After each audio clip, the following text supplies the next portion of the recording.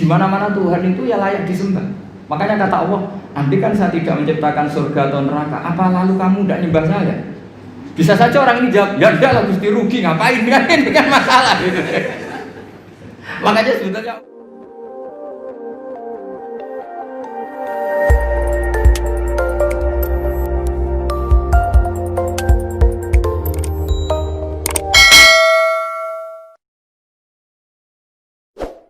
Assalamualaikum warahmatullahi wabarakatuh. Bismillahirrahmanirrahim. Wassalatu wassalamu ala nabiyina Muhammad wa ala alihi wasallam. Bapak Rektor dan semua jajaran LPP Universitas Islam Indonesia, semua yang saya hormati. Saya mau mengkaji halaman 173 ya, 173. Tepatnya dimulai dari 173 nanti sampai beberapa halaman ke depan. Di sini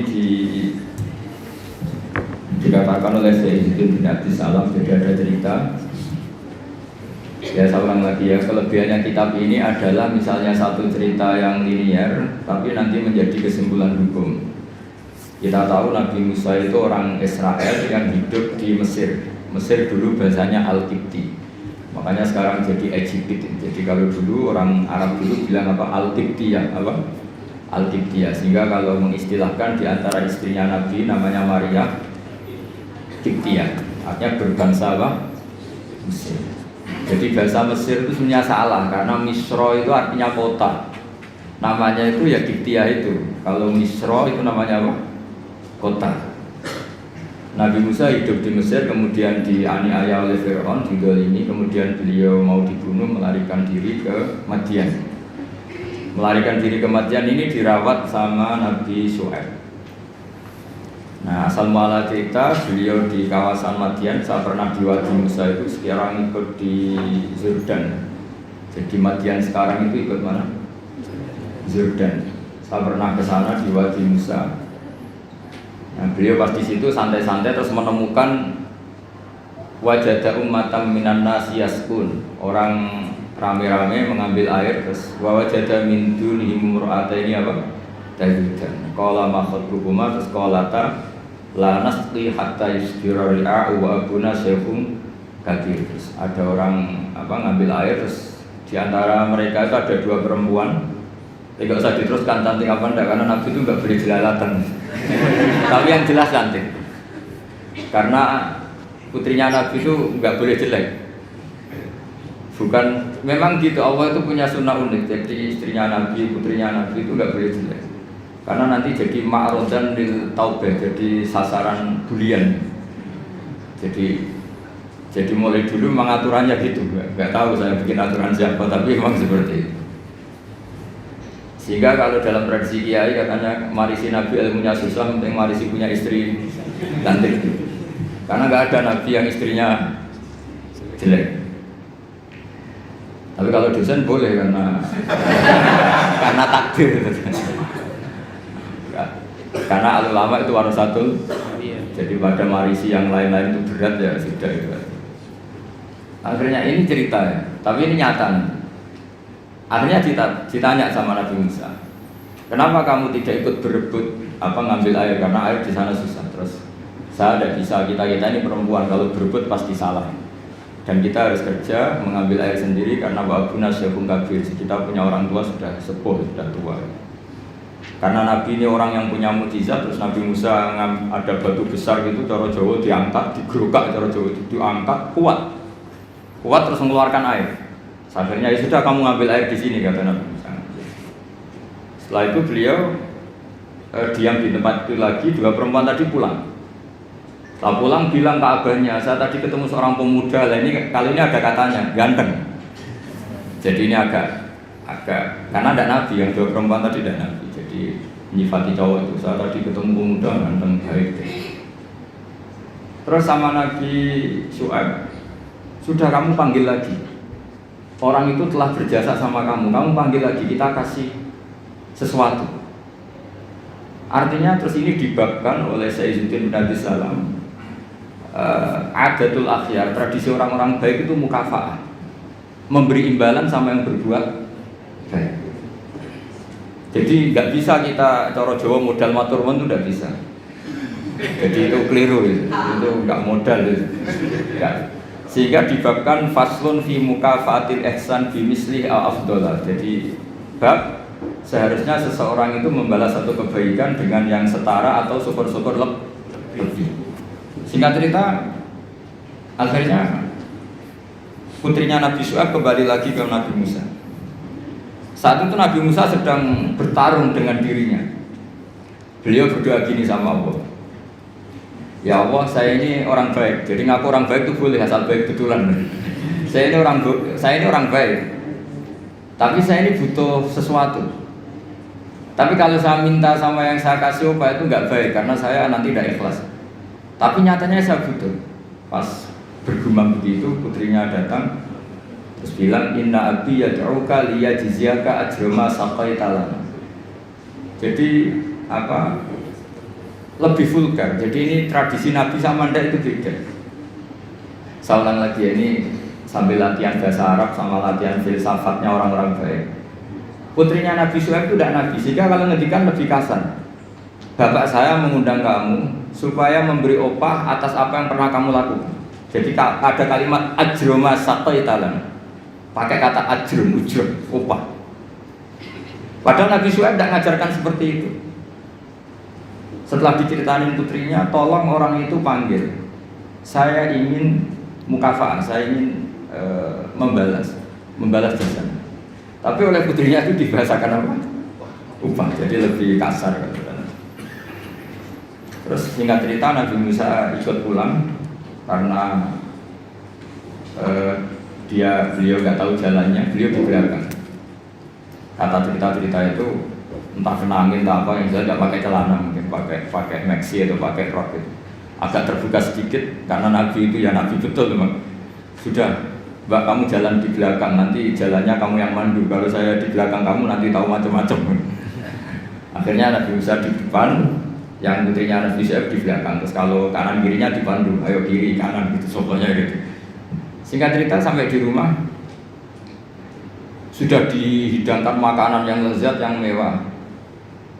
Terus kata Nabi Musa, kita ini inna ahla baitin, kita ini dari keluarga terhormat yang nggak terlintas dapat balasan atas semua kebaikan yang kita lakukan. Jadi mukadimahnya sudah keren. Kita ini satu keluarga punya tradisi kalau melakukan kebaikan itu nggak ingin dapat apa? Balasan. Kata Nabi Syuaib, kita dari satu keluarga yang kalau ada orang berbuat baik itu orang atur wontok tapi menjamin. Pokoknya adu tradisi besar yang luhur tentu. Terus Nabi Musa dipaksa harus mau ikut apa? Makan jamuan. Yang mulai usir putrinya Nabi Syuaib tadi. Kata Nabi, putrinya Nabi Syuaib muji-muji bahwa pemuda ini qawiyun amin, orang yang kuat karena bisa ngangkat batu besar, aminun terpercaya karena harusnya bisa melihat entah apa, entah tumit, entah apa. Itu sudah satu kemewahan. Kalau di Arab melihat gitu tuh kemewahan. Kalau di Indonesia kan enggak. Karena banyak pakai celana pendek. Jadi itu kalau di Arab.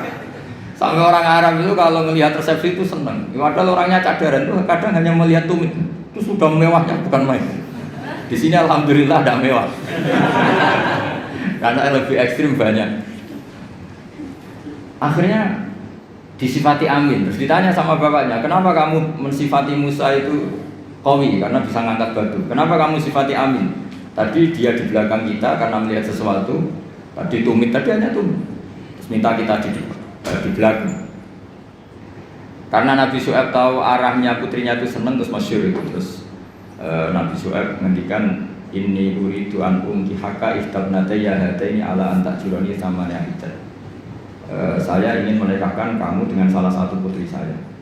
Tapi syaratnya kamu harus mengkhidmati saya bekerja di sini minimal 8 tahun. Karena Nabi Syuaib itu pedagang, jadi kalau gratisan nggak mau. Jadi Nabi Syuaib itu ya unik. Beliau Nabi yang besar karena dagang. Makanya masyhur setiap Nabi Syuaib yang diperingatkan ke kaumnya apa? Auful mikyala wal mizana wala tabkhusun nasa asya'u. Jadi ini bagian dari ulumul Quran. Jadi Nabi itu kelihatan polanya. Kalau beliau ngendikan perdagangan berarti beliau ditakdir profesinya itu dagang. Sehingga Nabi Syuaib itu setiap diceritakan Quran pasti yang diceritakan itu ngendikan beliau auful mikyala wal mizana wala tabkhusun nasa asya'u. Akhirnya terus di situ jadi ketentuan fikih bahwa maharnya perempuan itu tidak harus berupa materi, tapi boleh profesi. Jadi Nabi Musa itu tidak punya uang karena dia posisi orang pelarian ya dari Fir'aun. Tapi beliau sanggup jadi karyawannya Nabi Syuaib berapa? 8 tahun. Imbalan dapat putrinya. Terus kata Nabi Syuaib, fa'in asmanta asron famin indik. Tapi kalau kamu menjadikan itu 10 tahun maka ya nggak apa-apa. Ada kalimat lain, wa ma uridu an asyqa alaik. Tapi saya tidak ingin memperberat kamu. Singkat cerita Nabi Musa akhirnya mau.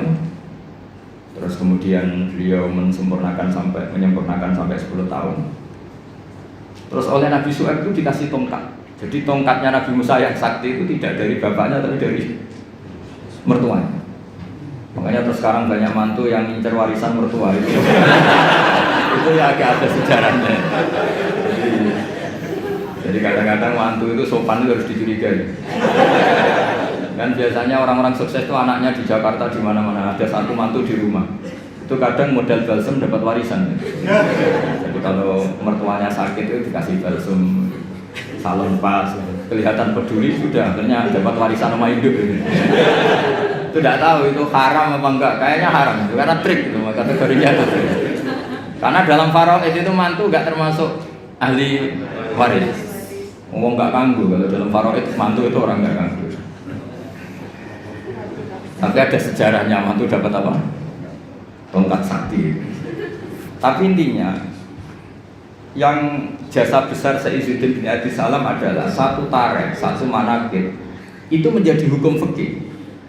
Itu kelebihan Sayyidina bin Abi Salam. Sehingga beliau itu semua cerita yang kelihatannya biasa saja, beliau tahu kalau itu menjadi ahkam fikih.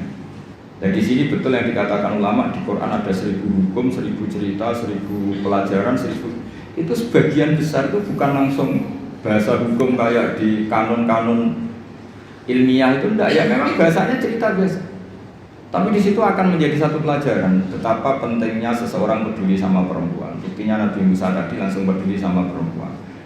Betapa pentingnya satu peradaban. Kalau lelaki jalan sama perempuan, sebaiknya perempuan yang di belakang, lelakinya yang di depan. Padahal di kondisi yang seharusnya perempuan di depan karena ini yang tahu jalan. Terus betapa pentingnya mukafa'ah, kalau ada kebaikan ya harus dibalas dengan kebaikan, tidak gratisan. Terus betapa pentingnya tradisi besar. Kata Nabi Musa, kita ini dari keluarga yang punya tradisi. Kalau berbuat baik itu tidak minta imbalan, juga ada ingin dapat imbalan. Nabi Syuaib membalas kita juga dari keluarga besar yang tidak ingin ada orang berbuat baik kemudian tidak dibalas. Itu kan luar biasa. Itu kalau di tradisi saya, keluarga kiai itu ya memang harus seperti itu. Kalau ngajar ya ngajar saja. Saya itu tidak pernah kepikiran di UI, di Wongke atau di masyarakat. Ya kalau ngajar ya ngajar saja. Sehingga dalam tradisi ilmu tasawuf itu kalau sholat ya sholat saja. Kriminal besar kalau dalam ilmu tasawuf orang sholat ingin masuk surga itu kriminal besar itu kalau dalam ilmu tasawuf. Makanya masyhur itu kan Nabi Isa disuruh sama Allah, kamu sana ke gunung sana. Pertama ketemu masyarakat yang sholat terus ibadah terus sampai kurus semua. Ditanya, kenapa kamu ibadah sampai kurus seperti ini? Karena kita ingin masuk surga. Terus kata Nabi Isa, ibadah tujjar, ini ibadahnya pedagang. Kalau melakukan sesuatu harus dapat laba. Komentari ibadah tujjar. Terus jalan lagi, ketemu orang yang sama, yang kurus, yang ibadah terus. Ditanya, kenapa kamu ibadah terus? Kita takut neraka. Kata Nabi Isa, ibadatul ubad, ini ibadahnya para budak. Jadi melakukan pekerjaan karena ketakutan. Jamu majikan, jamu rektor, jamu pimpinan itu namanya ubad, itu budak. Takut ditegur dosen, ditegur atasan. Terus kelompok ketiga itu orangnya happy. Cara Jawa itu badannya klemis itu nyaman. Air mukanya ya nyaman, fisiknya ya nyaman, terus ibadah ya nyaman. Ditanya, kenapa kamu nyembah sama Allah? Karena rindu, karena senang. Nabi Isa ikut gabung ini. Ibadatul muhibbin, ibadahnya orang yang mencintai Allah. Karena sebetulnya Allah itu yang tersinggung. Masyhur itu dalam riwayat hadis qudsi Allah ngendikan gini. Ada orang soleh ibadah terus. Kenapa kamu nyembah saya? Ya karena saya ingin masuk surgamu ya Allah. Sang Ratu ditanya, kenapa kamu nyembah saya? Saya takut nerakamu ya Allah. Terus kata Allah, laulam akhluk jannatan wala naran alam akun ahlan an uto'a. Itu masyhur. Sama harus hafal hadis itu supaya nanti ikhlas. Ya dihafalin aja, gampang hafalannya. Laulam akhluk, andaikan saya tidak menciptakan, akhluk itu mutakalim, jannatan, saya tidak menciptakan surga wala naran dan tidak menciptakan neraka. Alam akun ahlan an uto'a. Apa terus aku iku ora pantes mbok sembah? Gue tetap pantes Gusti. Nah itu makanya saya itu kalau ngaji di mana-mana tuh bikin analogi. Saya ini kan orang yang sering bikin analogi tentang ilmu-ilmu hakikat. Misalnya gini, sampai tak tanya, ini mic ini warnanya apa? Sampai jawab apa? Hitam kan? Minta bayaran apa enggak? Enggak kan? 1 tambah 1 itu berapa? 2. Kita biasa ikhlas mengatakan 1 tambah 1 2. Tidak bilang gini, kalau dikasih 1 juta tak jawab 2, kalau enggak tak jawab 4. Enggak begitu kan? Artinya kita sering ikhlas mengatakan 1 ditambah 1 2. Itu ikhlas sekali, enggak ada yang bayar yang jawab 2. Tapi kenapa saat Anda mengatakan Allah Tuhan juga itu hakikat, nunggu digajar surga? Itu kan kacau sekali di dalam. Kita sering ikhlas mengatakan kebenaran. Misalnya 1 tambah 1 2. Ini meja warnanya hitam. Ikhlas gak teman? Ikhlas. Tapi saat Anda mengatakan Allah itu Tuhan, minta surga. Ya tapi maklum kamu tidak usah ke sana, nanti gak jadi dosen, jadi wali, nanti repot. Nah ini cerita aja, cerita bahwa dosen juga bisa jadi wali gitu. Tapi nanti kalau latihan ya itu tadi, gak usah gaji, gak usah penghormatan, gak usah macam-macam. Bisa masalah kan, masalah di rumah maksudnya, gak masalah di kamar. Tapi itu memang latihan, ilmu itu harus dilatih. Sehingga kita ini sama Allah malu. Malunya adalah saat kita mengatakan 1 tambah 1 2 tidak karena upah, hanya karena ingin kita ngomong hakikat. Hakikatnya memang 1 tambah 1 2. Nah Allah itu hakikatnya Tuhan. Di mana-mana Tuhan itu ya layak disembah. Makanya kata Allah, andai kan saya tidak menciptakan surga atau neraka, apa lalu kamu tidak nyembah saya? Bisa saja orang ini jawab, ya enggak lah Gusti, rugi ngapain kan, ini kan masalah gitu. Makanya sebetulnya Allah itu tersinggung sama orang-orang yang nyembah karena surga atau karena. Tapi karena Allah itu zat yang baik, meskipun tersinggung itu ya baik-baik saja. Ini bedanya Allah sama makhluk. Artinya Allah itu zat yang sangat Rahman, sangat Ghafur. Meskipun tersinggung itu ya nggak apa-apa, tetap mengapresiasi ibadahnya orang-orang, kemudian diberi pahala apa? Maka dalam cerita-cerita sufi itu masyhur itu. Suatu saat Robi Adawiyah itu bawa api, bawa oncor. Kalau dulu itu oncor. Ngerti nggak apa? Obor itu. Yang satu bawa air 1 gelas. Ditanya, kamu mau kemana? Mau membakar surga dan memadamkan neraka. Terus kenapa ya? Doanya Robiah yang paling masyhur gitu. Ya Allah, jika saya menyembah Engkau karena ingin masuk surga, haramkan saya selamanya tidak akan masuk.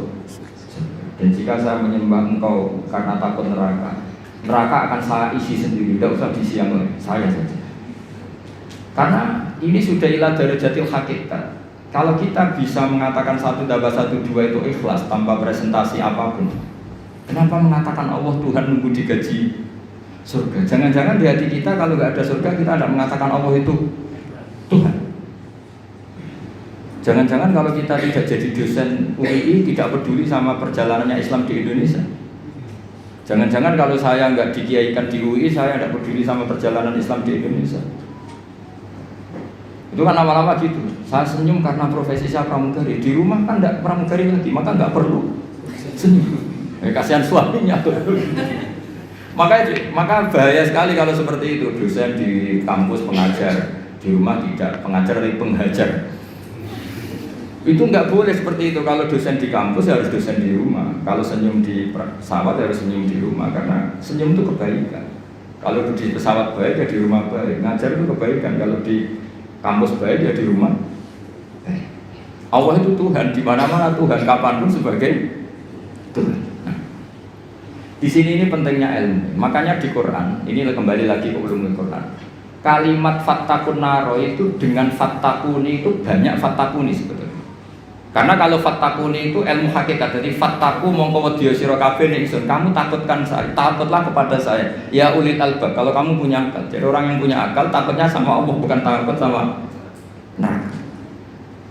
Makanya dalam cerita itu pernah Sayyidina Ali itu di satu masjid mubaliknya atau penceramahnya itu cerita neraka. Serunya bukan main. Neraka itu gini. Memang neraka itu seru betul. Benda dimasukkan neraka itu jatuh sampai Qa'ri Jahannam paling bawah itu nunggu 70 tahun. Bisa dibayangkan kalau kita masuk ke sana itu naiknya kayak apa itu susahnya. Benda yang dimasukkan ke neraka dijatuhkan itu sampai bawah itu nunggu berapa? Bisa kamu bayangkan kedalamannya. Neraka itu menghabiskan meteran berapa? Benda dijatuhkan ke neraka itu sampai bawah nunggu berapa? Wah, enggak apa ya? Semua cerita neraka sehingga hadirin tuh nangis semua. Sayyidina Ali pas liwat terus si penceramahnya dipanggil. Kamu membuat mereka takut oleh neraka sampai seperti itu. Apa kamu bisa sukses membuat mereka takut kepada Allah sampai seperti itu? Dites, nggak bisa Bapak.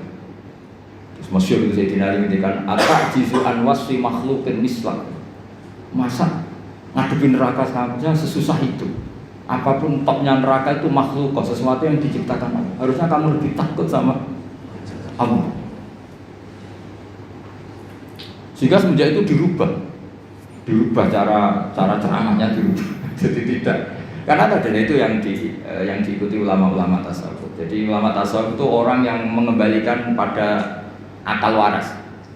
Ya kayak tadi, saya mengatakan ini hitam itu hanya karena apa? Ya memang warnanya hitam.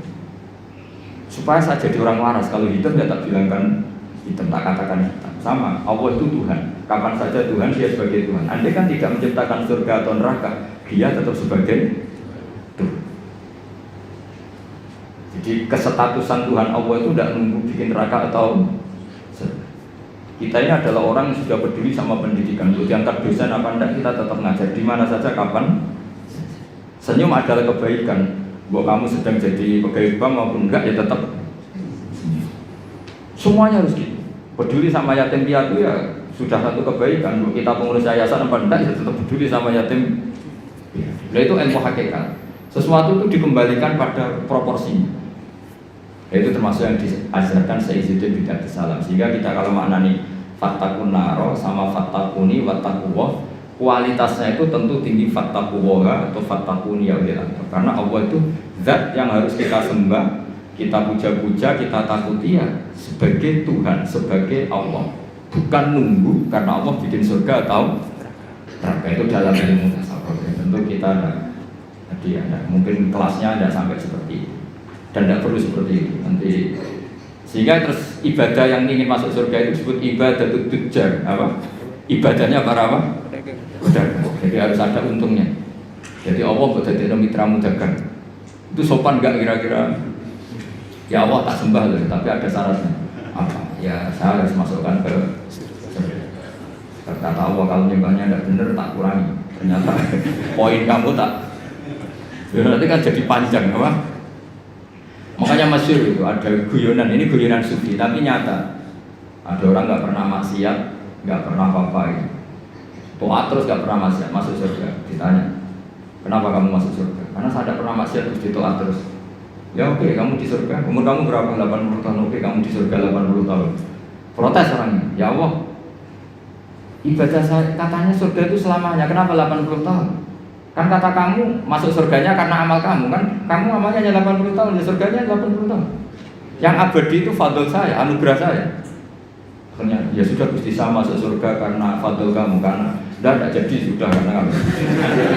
Artinya kalau kamu nyembah Allah karena ingin masuk surga, kemudian ibadah kamu konversi jadi surga, itu berdurasi. Ya harusnya sholat seperti itu pahalanya hanya sekian, sudah sekian saja. Makanya orang-orang tasawuf itu takut kalau ibadahnya seperti itu. Makanya orang tasawuf itu ikutnya ya walladzina amanu asyaddu hubbal lillah. Orang-orang yang mukmin itu harus sangat mencintai Allah. Ya ibarat gini tuh. Bapak-bapak yang enggak punya wanita lain atau enggak goda wanita lain itu ada yang karena takut, ada yang karena cinta. Keren mana? Kalau karena takut sekali enggak konangan itu ya sudah lampu merah. Tapi kalau karena cinta, konangan enggak konangan ya tetap enggak macam-macam itu. Nah itu orang-orang tasawuf, orang yang yang sangat mengagumi fitrah salimah, bahwa kita menyembah Allah ya karena Dia sebagai Tuhan, bukan karena Dia menciptakan surga atau apa. Itu bedanya. Makanya Nabi Musa tadi kembali ke ikhlas. Nabi Musa melakukan kebaikan sama putrinya Nabi Syuaib itu ikhlas. Nabi Syuaib memberi hidangan sama Nabi Musa juga apa? Yang putrinya yang agak banyak kepentingan tadi. Ini orang ganteng, kalau mereka orang lain gimana ini? Akhirnya Nabi Syuaib ya sudah, daripada gitu terus ini. Ya satu sekali. Jadi ini faslun fi mukafatil ihsan bimisli al-afdal. Pakai cerita qalat inna abdi yad'uka liyajziyaka ajrama saqaita. Terus cerita kedua ketika Nabi Ibrahim dapat tamu para malaikat ngendikan qalu salama. Terus Nabi Ibrahim jawab qala salam. Jadi yang agak aneh tapi didengarin saja. Wastaqrada Rasulullah sallallahu alaihi wasallam dzikron wa radda ziyadatan faqala khairukum ahsanukum qadran. Jadi Nabi itu pernah berhutang, kira-kira kalau di Indonesia itu ya hutang anaknya sapi loh bahasa Indonesia. Pedet. Masa bahasa Indonesia ya pedet? Apa? Anak sapi. Wah, alasan Nabi itu kira-kira kalau di Indonesia itu ya hutang anak sapi. Pedet itu. Tapi pas membayar pakai sapi. Tapi ini jangan dipakai alasan rentenir. Terus sahabat ada yang protes, ya Rasulullah, engkau kan hanya punya hutang apa? Anak sapi ya, atau pedet tadi. Kenapa bayarnya pakai sapi? Terus Nabi ngendikan khairukum ahsanukum qadha. Yang terbaik dari kalian adalah saat bayar itu lebih. Nah, ini yang masalah ini, makanya saya bilang ini masalah. Kata guru saya, kata Mbah Mun, kata bapak saya, Islam itu ngaramno riba, tapi yang ngaramno medit gitu. Lah orang-orang soleh sok ngaramno riba itu mau ngaramno riba tapi nggak ngaramno medit. Sebenarnya yang diharamkan Islam itu dua, riba yang haram, medit yang haram. Ya, sudah ini nggak usah didalamkan nanti jadi fitnah. Jadi yang diharamkan Islam itu dua sekaligus, apa? Riba yang haram, pikir juga. Coba sampean bayangkan, misalnya saya punya utang sampean 10 juta. Harusnya sekarang Februari, Januari kemarin harusnya sudah lunas sampai Februari. Jakarta ke sini naik pesawat, Nabi saya nelpon ya pakai pulsa. Kirim utusan ya pakai utusan dan bayar. Setelah itu saya nyaur 10 juta pas. Padahal nagihnya dia ke saya sudah menghabiskan tiket. Berapa? Tapi sampean bisa menilai, salahnya sendiri nagih, wah ya repot. Sampai nagih itu ya karena ngelangkai apa? Janji. Pertanyaannya adalah kalau kamu nyaur pas 10 juta itu kerugiannya kan banyak. Tapi kalau kita mengatakan wajib nyaur plus uang kerugiannya, kita nanti mensyariatkan. Makanya sebetulnya Islam itu tadi ya mengharamkan riba, tapi yang mengharamkan medit itu fikir. Itu aja gak usah diteruskan nanti jadi fitnah. Tapi yang jelas Rasulullah itu pernah hutang apa? Medit, nyaurnya sapi. Ketika ditanya jawabnya Nabi, khairukum ahsanukum qadha. Yang terbaik dari kalian adalah saat nyaur dikasih. Karena saya jadi kiai itu paling pusing, ngadepi itu paling pusing. Biasanya kalau orang-orang kampung saat rukun itu kan ponakannya khitanan atau kawin nikah itu kan dibiayai pastinya. Biasanya dijualkan sapi atau apa. Zaman itu tahun 70. Itu harganya sapi itu baru 3.000. Setelah 2005 alhamdulillah tukaran, bentrok ya. Waktunya kan ditagih, namanya tukaran ditagih. Yang utang itu senengannya, pasti aku mau lompot 3.000, saya tak sahur 3.000. 3.000 itu ada dapat cilok. Lah yang utangi itu ingetnya itu pas itu jual apa? Sapi ya, dibayar sapi. Dan akhirnya kita sebagai kiai kan bingung, nggak ikut makan uangnya tapi harus jawab. Terus saya jawab gini, andaikan saya jawab langsung putus enggak Pak? Kalau langsung putus tak jawab, kalau enggak mau saya. Kan rugi sudah di kiai kan ternyata enggak final kan enggak keren. Enggak Gus, kalau sekali jiran jawab kita taslim, kita menerima. Ya sudah kata saya, bayarnya sapi saja. Dulu ya bayarnya sapi saja, saya tidak mau jutaannya. Tapi ternyata yang ngutangi berengkel. Loh sapinya itu andaikan masih itu anak cucunya sudah bayar. Wah repot kalau gini. Jadi dia nggak mau dibayar satu sapi, harus plus anak cucunya. Apalagi kalau sapinya sering selingkuh, anaknya. Tapi yang utang itu tidak kalah pinternya. Iku nak urip sapi mula nak mati. Wah repot ini. Makanya saya itu kadang sama orang awam tuh yang mantel karena itu singal kan. Coba sampean kalau jadi kiai, kalau Anda dalam posisi saya milih mana? Milih pakai ukuran apa tuh? Karena kita riba ya takut, medit ya takut. Misalnya saya bilang, ya sudah katanya sudah setuju kalau sudah saya ngomong pasti final ya udah guys. Tak suruh nyaur sapi. Jangan pakai uang, pokoknya jangan pakai uang. Karena kalau pakai uang itu mesti setelah itu masih denger. Sapi itu harganya beda-beda. Misalnya di sahur 20 juta. Lah aku pengen tuku sapi itu 20 juta, berarti kurang 5.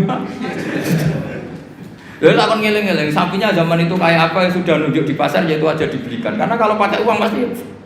Dan nanti yang 20 juta yang bayar dengar-dengar, oh sapi kayak itu hanya 15. Nanti minta susu kan panjang. Jadi susahnya jadi kiai itu di situ. Makanya konversi utang, saya itu punya geladak itu rumah kuno. Itu dulu buyut saya bikin, itu hanya habis 700 rupiah. Sekarang geladak saya pernah orang antik itu nawar itu sampai 500 juta.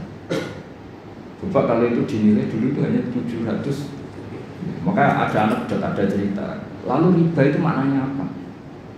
Menambahkan dari nilai intrinsik uang apa-apa. Debat. Sudah ini enggak kajian debat tentang itu, malah jadi fitnah. Saya pastikan di majelis ini fatwa saya riba yang haram, medit ya haram, itu mesti aman deh. Riba yang haram, medit ya haram. Ada cerita apa? Nabi itu wastakrodo Rasulullah bikron tapi waroda ziyadatan. Ziyadah di sini itu bukan uang, di semua riwayat apa bukannya pedet, nyaurnya itu sapi, jadi bukan pedet plus uang atau duit itu enggak. Mohon saya teruskan. Faslun fil ihsan bil ghorsi.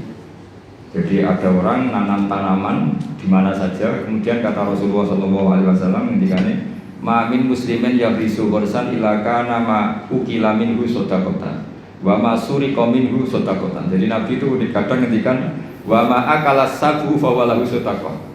Tidak ada seorang mukmin atau muslim menanam satu tanaman, misalnya Anda menanam mangga di tengah hutan atau di tanah kamu sendiri. Kata Nabi, itu dimakan burung ya sedekah. Bahkan Nabi ngendikan ada yang mencuri juga sedekah. Maka sebetulnya sistem pencurian yang seperti itu sebetulnya bisa setengah-setengah dilegalkan. Tapi jangan mengajari mencuri. Tapi lagi-lagi jangan mengajari kikir juga. Karena sampai dikatakan mencuri itu juga karena yang punya ada makanya uniknya Nabi ngendikan wa ma suriqa minhu ya sedekah, yang dicuri pun nanti berstatus sedekah. Tapi ya jangan mobil. Ya yang ringan-ringan. Itu kalau di kampung saya, umumnya kampung lah, masih di kampung. Di kampung itu ada adat unik. Kalau ada orang punya semangka banyak, kemudian ada tukang penggembala ngambil satu. Itu kalau ditabuhi atau disalahkan, itu orang menyalahkan yang punya semangka. Wong kok medite ngono kok geger. Ada konsensus, ada apa? Jadi agama itu yang ngaramkan nyuri, tapi juga ngaramkan medit. Itu jadi perlu dicatat ya. Coba sama lihat di kampung-kampung, ada orang punya 1 hektar atau 1 ladang, terus punya mangga banyak. Ada yang nyuri 1 digebukin, orang nyalakan siapa? Nyalakan yang gebukin apa nyalakan yang nyuri? Nyalakan yang gebukin. Lah yang nyuri akan karuan salah, jadi gak perlu disalahin gitu. Tapi yang jelas Nabi ngendikan kalau ada orang punya tanaman, kemudian dimakan hewan atau dicuri, bahasanya Nabi masih suri kok, maka itu menjadi sedekahnya dia. Nah kemudian di fikih itu ada bab yang agak sensitif, namanya ulima ridho. Ulima ridho itu nggak pamit, tapi kira-kira yang punya pasti boleh, itu boleh. Wah kalau enggak semua dosen, semua kiai, semua santri pernah nyuri kalau itu. Karena gini, misalnya saya akrab, ya saya misalnya akrab sama seseorang, pas di kamar mandi misalnya. Terus saya pakai HP-nya karena penting, tak pakai handphone. Itu nyuri apa pinjam? Enggak, jawab saja. Nyuri apa pinjam? Nyuri, enggak pamit. Tapi kalau dikatakan nyuri, nemen wong akrab itu kok gitu aja kok. Parah lagi kalau kamu marung, itu di fikih itu mesti nyuri semua. Coba kamu ke warung, terus ada gedang goreng di situ kamu makan. Coba itu apa? Nyuri apa enggak? Dikatakan nyuri itu di depan umum. Dikatakan beli wong belum kamu bayar. Dikatakan tamu wong itu warung kok tamu. Jadi di fikih itu didiskusikan seperti itu. Nah, kalau dikatakan ya coba itu status kamu makan itu apa coba? Ketika Anda makan statusnya apa? Nyuri kan, kalau kebetulan bakulnya pas ke dalam. Loh nyatanya ada yang nyuri juga, habis 3 bilang 2. Coba seperti itu. Nah di fikih itu sampai jadi debat ya. Jadi perdebatan seru itu. Namanya bek mu'atoh. Fikih itu bakas bek apa? Mu'atoh. Bek mu'atoh itu tidak ada ijab qabul, tapi secara adat seperti itu. Ya saya ulang lagi, gak ada ijab qabul tapi secara adat seperti itu. Akhirnya kita ngambil gedang goreng sampai 5. Nanti kelihatan nggak benernya begini, kita punya asumsi, punya estimasi harganya per satu itu 1.000. Ternyata sama bakulnya bilang 5 berarti misalnya 10.000 apa? Kita akan estimasinya 1.000, ternyata diregani 2.000. Kita akan kaget. Jadi lalu pertanyaannya, fikih itu menjawab, lalu yang kita ikuti dengan jadi hakim itu kata baik, penjual apa pembeli? Kita harus sepakat pembeli karena dia yang punya. Dan kamu tidak dimasukkan jual beli tapi ifsad, merusak harta orang lain tidak pamit, maka kamu diberi sanksi, harganya mahal. Jadi sebenarnya kalau di fikih adil kan penjualnya bilang harganya 100.000, itu di hakim harus menang yang penjual. Karena kamu merusak harta orang lain tanpa pamit. Jadi akadnya bukan jual beli tapi merusak hak orang lain. Maka itu kalau di persidangan dimenangkan penjual karena pemilik. Ya terserah saya, yang punya saya. Mau apa kalau kamu? Kamu aja selonang-selonong apa? Makan yang nyuruh. Makanya saya pernah kenal sama Kiai Jawa Timur, itu orangnya khusyuk. Itu kalau marun itu sampai bakalnya mantel. Teman saya mondok. Bu, ini gedang goreng begini pinten. 1.000 dek, ini dibayari 1.000, baru dimakan. Masih di tempat itu dia kepengen lagi, akad lagi. Bu, ini pinten. Ini tela goreng, harganya pinten 1.500, dibayar lagi. Saking ininya akadnya itu jelas. Lama-lama anak itu tiap marung, dia cuma marung rene ngelok wong. Jadi kadang orang bener itu yang repot gitu. Orang bener itu kadang yang repot, tapi itu memang bener betul. Nah, makanya di fikih itu ada bab namanya bab olimar itu. Di kampung itu kalau ada orang punya semangka 1 hektar atau punya pohon mangga, kok orang ngambil 1 pamit itu mesti dimarahin kalau orangnya dermawan. Cung ngono ya kok paham, kena buta yang gerjupuk. Makanya saya katakan nyolong ya haram, tapi medit juga. Ya itu aja Gus, nggak usah terus berarti Gus Pak ngalautan nyolong ya enggak. Kamu itu nyimpulkan kok sekacau itu ya enggak seperti itu. Tapi ini saya hanya maknani hadis. Kenapa Nabi ngendikan wa masuri qaumin husotako, yang dicuri pun berstatus sedekah, karena bahasa nyuri itu bahasa yang sudah ngekor. Dikatakan nyuri karena nyatanya tidak pamit. Dikatakan sedekah nyatanya yang punya ikhlas. Ini kan dua bahasa paradok. Wong nyuri kok distatuskan sedekah. Dari definisi nyuri ya memang nyuri enggak pamit. Tapi dari nyatanya halal karena yang punya ridho namanya sedekah. Kamu milih mana? Bahasa nyuri apa sedekah? Ya nyurinya ya ada.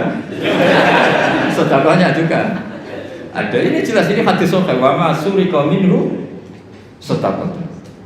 Terus wama akalas sabu fawalahu sedekah. Misalnya yang makan itu burung atau apa ya juga jadi sedekahnya dia. Makanya di fikih bab paling sulit namanya bab mu'atoh. Itu perdebatan Imam Syafi'i dan Abu Hanifah. Mu'atoh itu adalah satu akad jual beli yang ditentukan oleh adat. Tidak ada ijab qabul.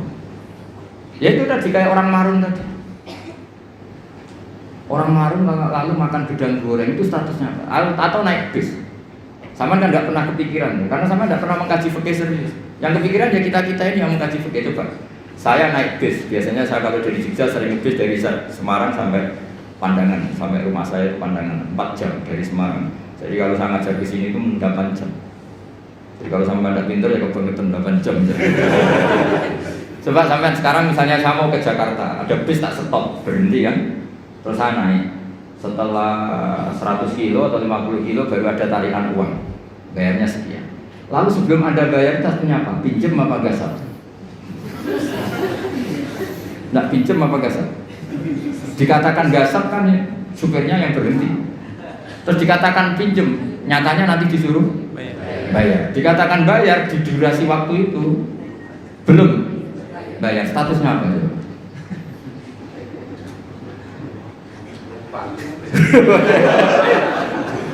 Lah kalau numpang begini, pas 50 kilo sebelum ditarik kondektor kamu turun. Jadi fikih itu punya sekian PR. Makanya di fikih itu mau tidak mau harus ada babun. Bab bagaimana transaksi sing ulima ridho, tidak ada akad yang verbal maupun eksplisit, tapi sudah diketahui kalau itu pasti ridho. Ya kayak tadi, namanya bakul, ada orang makan gedang goreng itu ya seneng karena dianggap aset, dianggap kepayan terus. Tapi yang makan ini masalahnya punya estimasi, yang mulai masalah kan punya estimasi. Pemenang nak sanggup pas 2.000 gitu, ternyata di luar juga ada harganya 5.000. Makanya kalau kita sebagai kiai, saya sering punya santri yang pedagang gitu, mesti pesan saya, tolong tarif harga itu dikasih. Makanya kayak warung Padang, beberapa warung yang sudah gitu, pasti didian dia itu disuruh apa, nulis apa? Tarif apa? Harga. Karena kalau akad-akatan terus kan capek ini yang bakulnya ini. Ampun dia kalau badai bentuk gedang goreng ini harganya berapa? 1.000 dibayar. Itu anaknya orang sufi. Saking sufinya bapaknya itu dulu era Wesel itu gak pernah di Wesel. Karena bapaknya itu orang sufi. Nanti kalau Wesel itu uangnya ketukar sama uangnya orang lain, itu yang dikasihkan tidak uang saya tapi uangnya orang lain. Jadi kalau ngirim anak itu masih ada orang sufi itu. Kalau di UI kayaknya nggak pernah ada. Sudah modern sekali. Sampai segitu karena takut uangnya itu ketukar. Yang kamu terima itu tidak uangnya bapak tapi uang orang lain. Coba seperti itu sah nggak? Misalnya Wesel online, yang dikasihkan uang kamu apa uang orang lain? Boleh enggak? Itu kalau menurut teori profesional kan nggak boleh. Mau miliknya orang lain kok di. Yang menjadikan boleh karena apa? Ulima ridho, orang lain itu juga ridho karena tergantikan. Kalau kamu ngajukan kredit ke bank, uang yang dikasihkan kamu itu uangnya bank itu uang orang banyak. Pamit gak? Wah ini bisa panjang kalau secara fikih. Makanya fikih itu ada bab nanya bab ulima ridho, ada transaksi yang tidak eksplisit juga agak verbal, tidak ada ijab qabul, tapi ulima ridho. Kira-kira orangnya itu. Sehingga di kampung-kampung menurut saya adat itu bijak sekali. Kalau ada orang penggembala, tapi kalau dosen ya jangan, kalau kiai ya jangan. Itu kalau ngelak ya ngambil degan milik orang yang banyak. Jangan yang orangnya miskin punya pohon hanya satu, yang kira-kira punya banyak diambil. Itu kalau yang punya dipamitin, Pak tadi saya ngambil degan jenengan, itu mesti marah. Ngono kok pamit lah cocok. Karena dianggap satu sepele yang harus diridhokan. Akhirnya gara-gara pernah satu itu gak perlu pamit, yang lainnya ikut-ikutan. Lah yang mulai banyak itu yang loh kok tak akeh gitu. Jadi kalau 1-2 kan dimaklumi. Makanya kalau di dunia kiai, ini kisah nyata ya. Ini bukan anekdot kisahnya. Ada kiai sufi. Kebetulan ini saya kenal orang ini karena masih keluarga. Orangnya sufi sekali. Itu punya pondok, pondoknya itu model pondok yang berkah gitu. Yang nyantri orang-orang Madura. Itu kalau ayamnya kiainya makan, itu kalau santri makan kan di Nampanan. Itu Pak Rektor tahu karena pernah pondok. Di Nampanan Pak Rektor. Pak Rektor itu temennya itu murid saya.